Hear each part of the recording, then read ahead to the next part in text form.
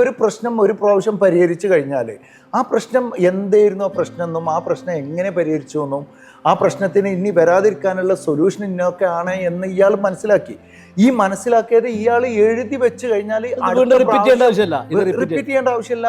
നമ്മൾ പുതിയൊരു ടീം, നമ്മളെ സ്റ്റാഫ് അല്ലെങ്കിൽ ടീമായിട്ട് പുതിയ ഒരാൾ വരികയാണ്, ആ ആളോട് ഇങ്ങനൊരു പ്രശ്നം നമ്മുടെ ഷോറൂമിൽ വെച്ചാൽ ഇത് ഇങ്ങനെയായിട്ടോ പരിഹരിക്കണ്ടു എന്ന് പറഞ്ഞിട്ട് ഇതാണ് കൊടുത്താൽ മതി. സിമ്പിൾ.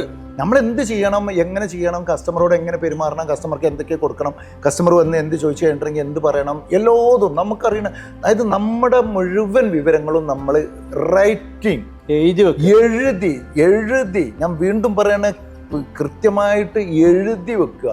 എഴുതി വെച്ചുകൊണ്ട് ഇതാണ് നമ്മുടെ ഓപ്പറേറ്റിംഗ്. എന്നിട്ട് അതിൽ ചേഞ്ച് വരുത്താം, കാലക്രമത്തിൽ നമുക്ക് മാറ്റം വരുത്താം.